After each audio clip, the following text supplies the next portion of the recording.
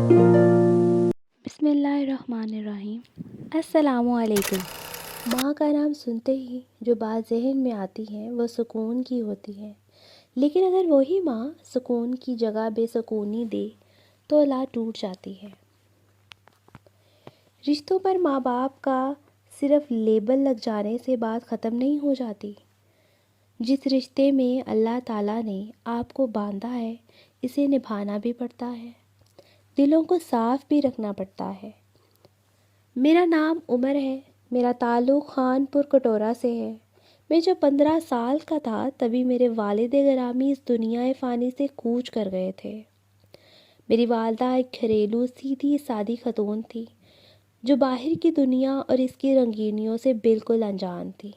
میرے علاوہ میرے 5 بہن بھائی ہیں جو سب مجھ سے چھوٹے ہیں۔ اب ابا کی وفات کے بعد میرے خاندان پر بہت مشکلیں آ گئیں۔ میرے والد گرامی ریلوے اسٹیشن پاکستان کے کلرک تھے۔ آمدنی اتنی تھی کہ روز کا خرچہ چل جایا کرتا تھا۔ میرے ابا جب اس دنیا سے گئے تو ہمارے پاس اتنے پیسے بھی نہ تھے، اس رات کا چولہا چلا لیا جاتا۔ جب گھر کے حالات مزید خراب ہوئے، گھر میں فاقے کاٹنے پڑے تو سمجھ آئی کہ اسی کا نام زندگی ہے۔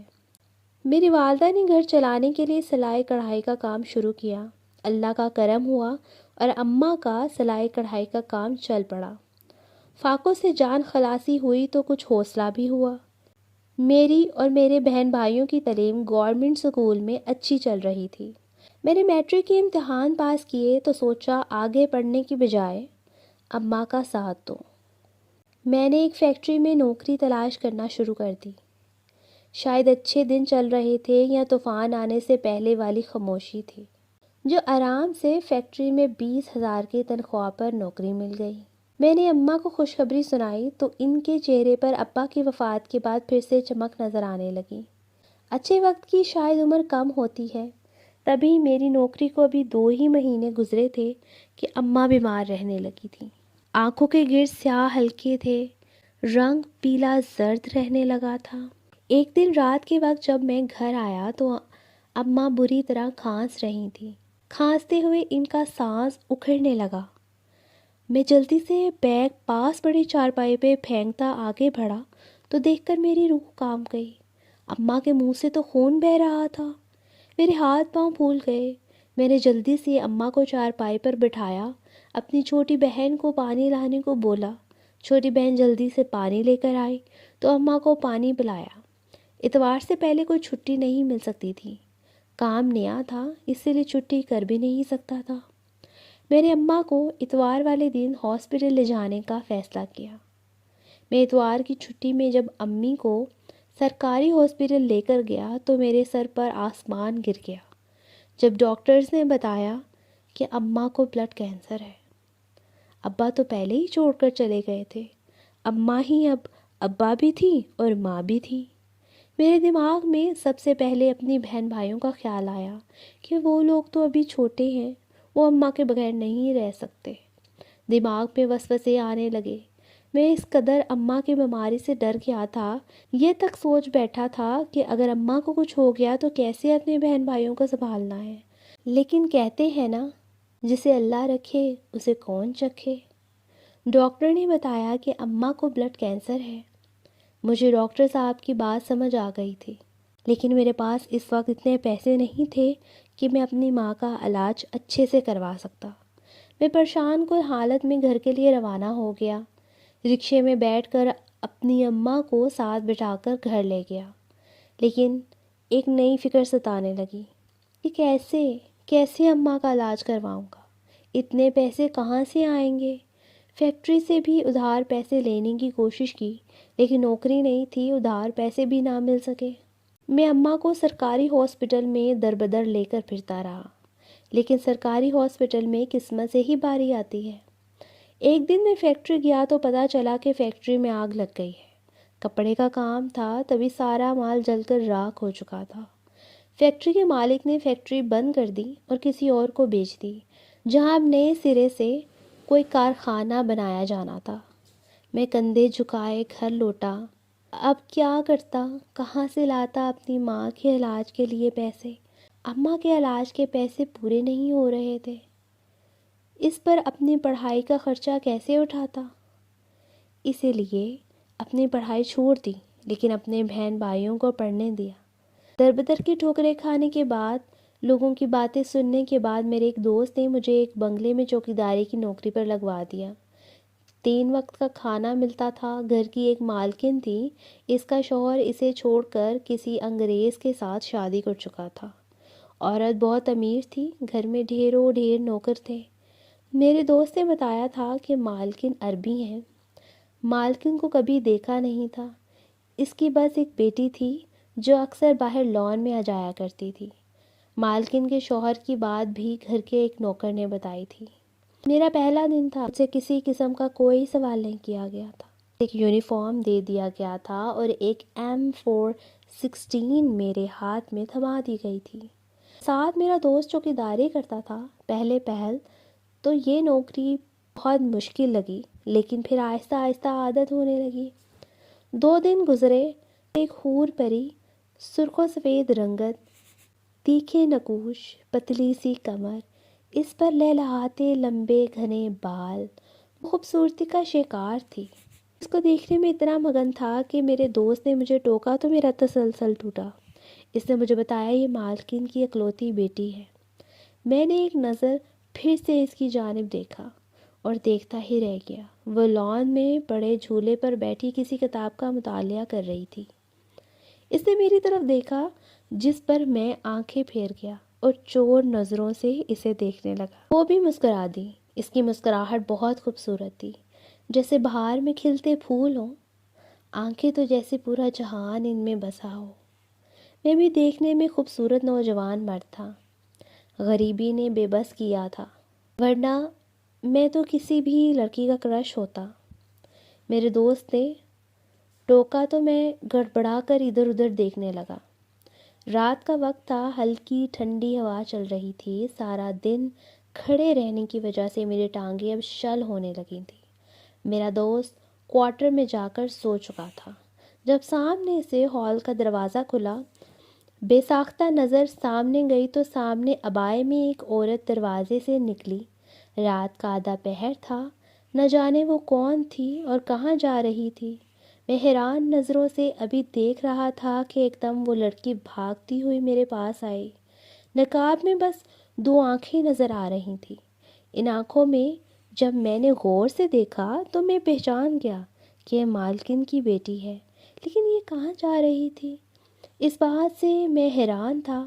اس نے جیسے ہی میری طرف دیکھا تو میری روح کانپ گئی، کیونکہ اس کی آنکھوں میں آنسو تھے۔ اس نے جلدی سے مجھے پیچھے کیا اور دروازہ کھول کر باہر نکل گئی۔ اب وہ بھاگنے والے انداز میں چل رہی تھی۔ میں نے تھوڑا سا باہر جھانک کر دیکھا تو وہ کسی گاڑی میں بیٹھی اور پھر گاڑی دھواں اڑاتی وہاں سے غائب ہو گئی۔ میں ساری رات حیران پریشان رہا اور سوچتا رہا کہ نہ جانے لڑکی کہاں گئی، اور اگر مالکن کو پتہ چل گیا تو وہ تو مجھے جیل کروا سکتی ہیں۔ لڑکی نہ جانے واپس آئی کہ نہیں آئی۔ میں بہت گھبرایا ہوا تھا، کیونکہ رات کے وقت کسی اور چوکیدار کی ڈیوٹی نہیں تھی۔ اماں نے مجھ سے پوچھا بھی کہ کیا ہوا ہے، لیکن میں ان کو کیا بتاتا؟ مجھے تو پہلے دن ہی اپنی نوکری جاتی نظر آ رہی تھی۔ میں داخل ہوا ہی تھا کہ ایک آدمی جلدی سے باہر کو نکل رہا تھا۔ جاتے وقت اس نے غور سے میری طرف دیکھا۔ میں بھی حیرانگی سے اس کی آنکھوں میں دیکھنے لگا۔ میرا تو سر چکرا گیا۔ سمجھ سے ہر بات باہر تھی کہ آخر یہ ہے کون اور کیا کر رہا ہے۔ پھٹی رگوں کے ساتھ اپنی جگہ پر کھڑا ہو گیا۔ کچھ رات ٹھیک سے نیند نہ آنے کی وجہ سے میرا سر چکرا رہا تھا۔ باقی اس آدمی کے دیکھنے نے کسر پوری کر دی۔ میں بے چین سا اپنی جگہ پر کھڑا تھا کہ پھر سے مالکن کی بیٹی سفید رنگ کی فراک پہنے باہر آئی۔ ایک نظر میری طرف دیکھا اور عموماً جھولے پر جا کر بیٹھ گئی۔ میں حیرانگی سے منہ کھولے اسے دیکھنے لگا تھا کہ وہ منہ پر ہاتھ رکھ کر ہنس دی۔ میں اسے دیکھتا رہا۔ مجھے یقین نہیں آ رہا تھا کہ وہی لڑکی ہے جو رات کو جھیل سی آنکھوں میں آنسو بھرے گھر سے بھاگ گئی تھی۔ اپنے سر کو جھٹکتا پھر سے سینہ تان کر کھڑا ہو گیا۔ سے یہ مسٹری سولو نہیں ہو رہی تھی۔ یہ اپنی ماں کی بیماری بھول گئی تھی اور نئی فکریں لگ گئی تھیں۔ مجھے گھر سے فون آیا کہ اب ماں کی طبیعت بہت خراب ہو چکی ہے۔ میں گڑبڑا گیا۔ مالکن کی بیٹی کی نظر مجھ پہ ہی تھی۔ وہ میرا گھبرایا ہوا چہرہ لیے پاس آئی اور مجھ سے پوچھا۔ میں نے جلدی سے اسے بتایا کہ میری والدہ کی حالت بہت خراب ہے۔ اس نے جلدی سے میرا ہاتھ پکڑا اور گھر کے اندر لے گئی۔ گھر اندر سے بہت خوبصورت تھا۔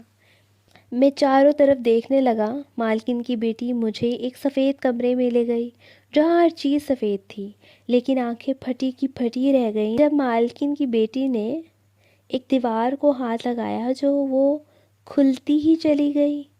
میرا منہ کھلے کا کھلا رہ گیا۔ تھوڑی دیر بعد مالکن کی بیٹی باہر نکلی تو ہاتھ میں کچھ کاغذات تھے۔ میں نے وہ کاغذات دیکھے تو اس میں کچھ عربی کا لکھا ہوا تھا۔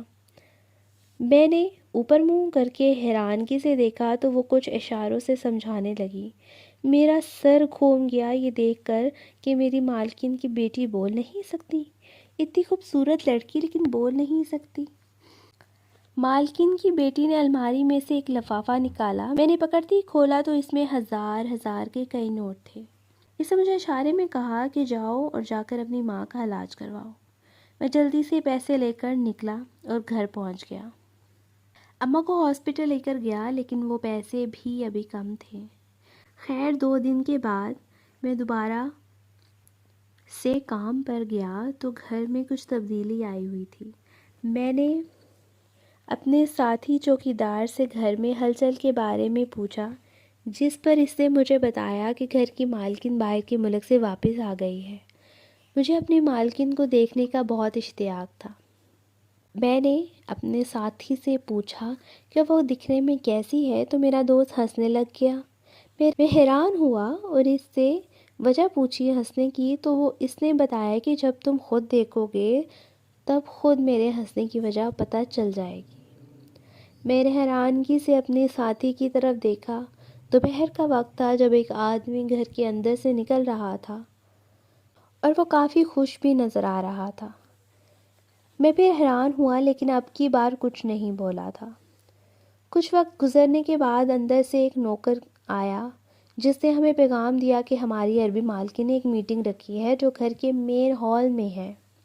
شام کے وقت ہم سب ہال میں جمع ہو گئے۔ ہم تقریباً 20 لوگ تھے جو وہاں نوکری کرتے تھے۔ اب ہم سب اپنی مالکن کا انتظار کرنے لگے۔ تھوڑی دیر بعد ایک بھدی سی کالے رنگ کی چھوٹے سے قد والی، جس نے سر پر بہت پیاری سی ہیٹ پہنی ہوئی تھی، سفید لمبے فراک میں چلتی ہوئی بہت عجیب لگ رہی تھی، عین ہمارے سامنے آ کر کھڑی ہوئی۔ اس عورت نے ہم سب پر ایک نظر ڈالی۔ اب مجھے اپنے دوست کے ہنسنے کی وجہ سمجھ آ گئی تھی۔ ہنسی تو مجھے بھی بہت آئی تھی چھوٹی سی بری نما عورت کو دیکھ کر، لیکن ابھی مجھے اس نوکری کی بہت سخت ضرورت تھی، اسی لیے میں ہنس کر اپنی نوکری نہیں گنوا سکتا تھا۔ میری مالکن نے سب سے پہلے اپنا تعارف کروایا اور کچھ قواعد و ضوابط بتائے جن پر ہمیں پورا اترنا تھا۔ مالکن خود تو عربی بول رہی تھی لیکن جس کی تشریح پاس کھڑا ٹرانسلیٹر کر رہا تھا۔ ہم سب جی حضوری کر رہے تھے۔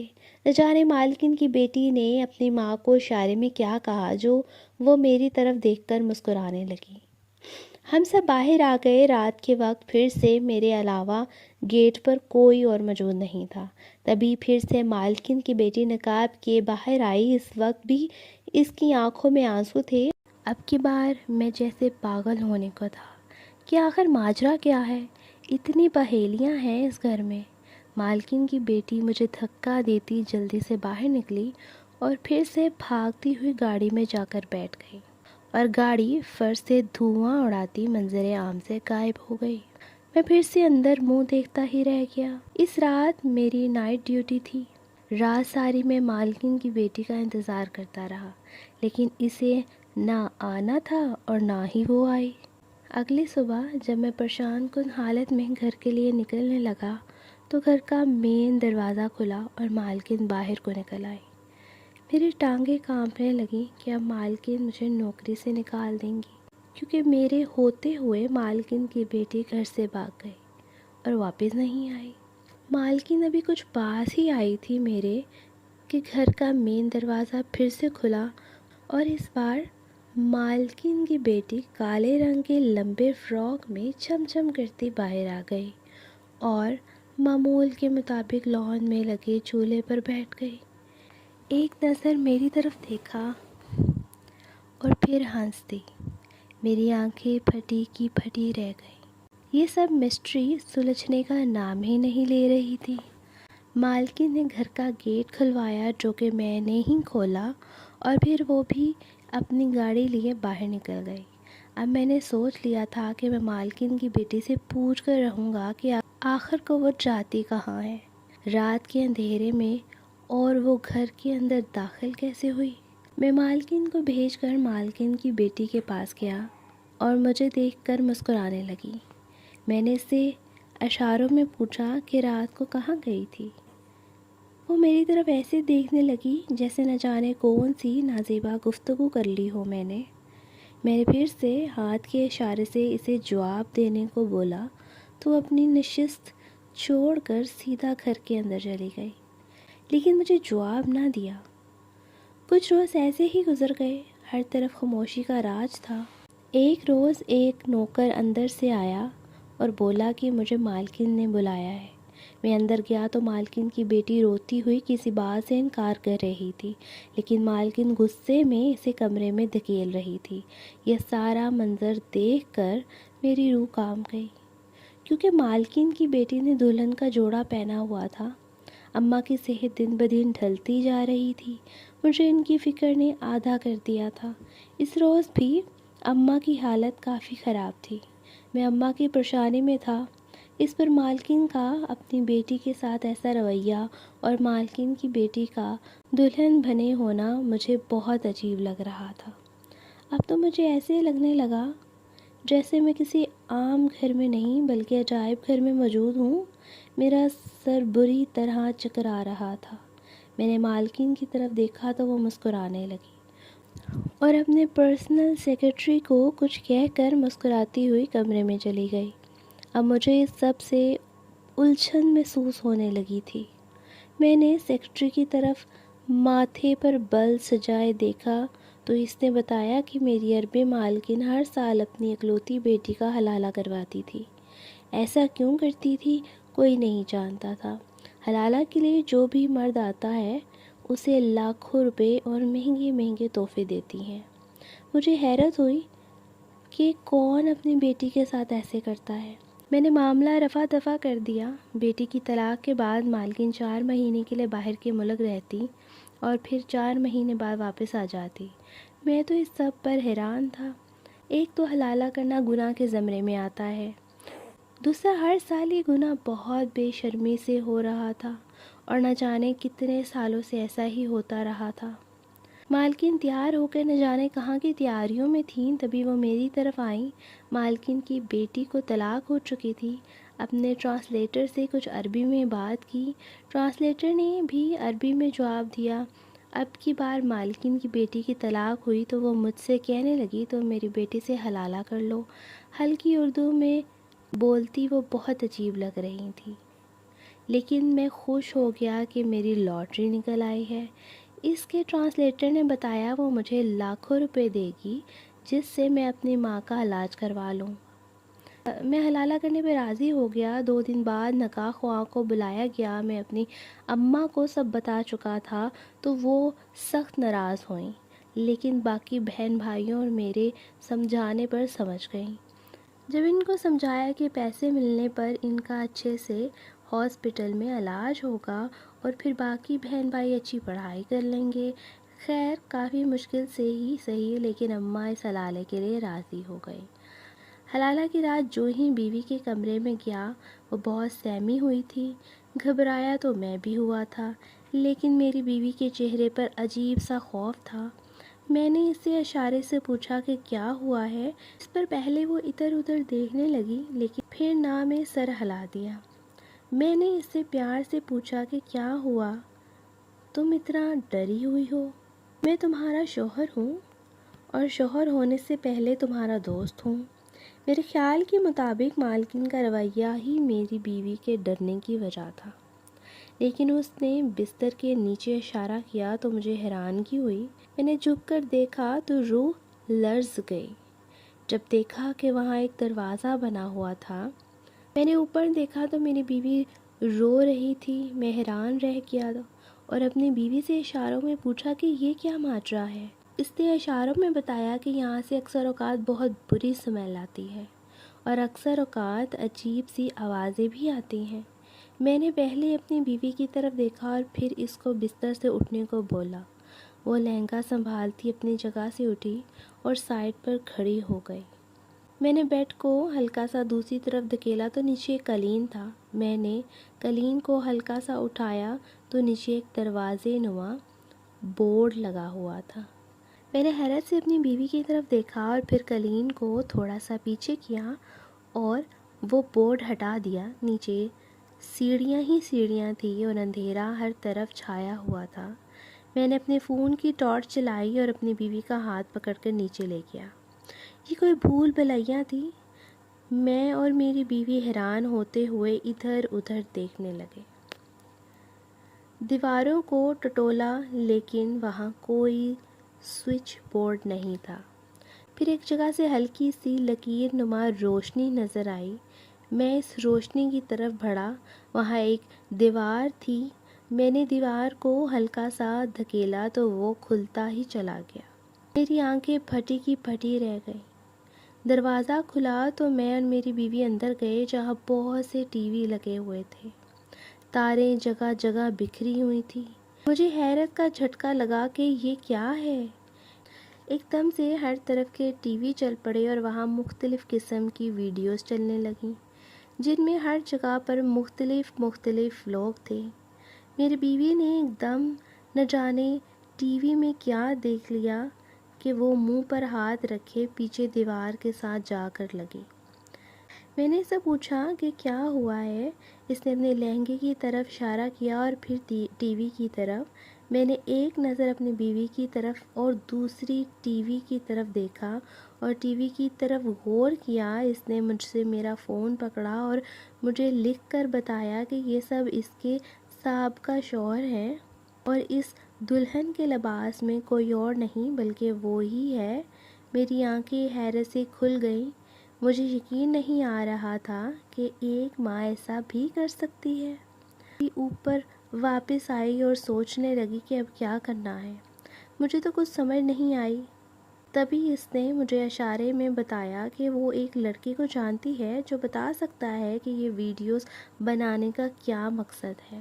میں نے اس سے اس آدمی کے بارے میں پوچھا کہ وہ کہاں ہے، جس پر اس نے میری مالکن کے پرسنل سیکرٹری کے بارے میں بتایا، لیکن سیکرٹری سے یہ بات اگلوانا اتنا آسان نہیں تھا۔ میری بیوی نے مالکن کی سیکرٹری کو کمرے میں بلایا۔ سر جھکائے ہاتھ باندھے باادب کھڑا تھا۔ میری بیوی نے اس سے سارا معاملہ بیان کیا اور اس سے سب سچ بولنے کو کہا۔ میری مالکن میری بیوی سے میرا نکاح کرواتی واپس باہر کے ملک جا چکی تھی۔ پہلے تو میں حیران رہ گیا۔ بیوی کے رونے پر اس نے بتایا کہ میری مالکن یہ ساری ویڈیوز باہر کے ملک بیچ چکی ہے۔ ہم دونوں کو حیرت کا جھٹکا لگا کہ ایسے کیسے ہو سکتا ہے۔ میری بیوی کا رنگ ایک دم پیلا پڑ گیا۔ وہ ایک ماں تھیں، یہ الگ ہی روپ دیکھنے کو ملا تھا۔ یہ سب سن کر میری بیوی بے ہوش ہو گئی تھی۔ میں نے اسے جلدی سے بستر پر ہٹایا اور اس پر پانی کے چھینٹے مارے۔ سیکرٹری کو سارا سسٹم بند کرنے کے لیے بولا، جس پر اس نے سارا سسٹم بند کر دیا۔ میری بیوی کو ہوش آ چکا تھا۔ میں نے اپنی بیوی سے اس سب کی وجہ پوچھی، جس پر اس نے لا علمی کا اظہار کیا۔ میں ابھی مزید کچھ پوچھتا کہ باہر سے گولیوں کی آواز آنے لگی۔ ہم سب ایک دفعہ گھبرا گئے۔ سیکرٹری نے بتایا کہ مالکن کو سب پتہ چل گیا ہے، وہی واپس آئے ہیں۔ میں نے اور میری بیوی نے ایک دوسرے کی طرف دیکھا۔ میں نے جھٹ سے پولیس کو فون کیا اور سارا ایڈریس سمجھا دیا۔ مالکن کمرے میں آئی۔ ہمیں کچھ دیر انتظار کرنا تھا پولیس کا۔ میں نے مالکن کی طرف دیکھا۔ مالکن مجھے گالیاں دینے لگی۔ میں بھی ٹھیٹ بن کر کھڑا رہا۔ ابھی مالکن کچھ اور کرتی، پولیس کا سائرن چاروں طرف سے بجنے لگا۔ میں نے سکون کا سانس لیا۔ میری مالکن نے بھاگنے کی کوشش کی لیکن پولیس نے اسے گرفتار کر لیا اور پولیس کے ذریعے مالکن سے سچ اگلوایا، جس پر اس نے بتایا کہ میری بیوی مالکن کے دوسرے شوہر میں سے ان کی پہلی بیوی کی بیٹی ہے۔ بیوی تو مر گئی لیکن ساری جائیداد اپنی بیٹی کے نام کر گئی۔ تب سے ہی مالکن نے یہ کام دھندا کر کے پیسہ کمانا شروع کیا۔ ویڈیوز بنا کر باہر کے ملک بیچ دیتی، جس پر اس کو کروڑوں روپے ملتے۔ عدالت نے مالکن کو عمر قید بامشقت کی سزا سنا دی، لیکن میری بیوی بہت امیر گھرانے سے تھی۔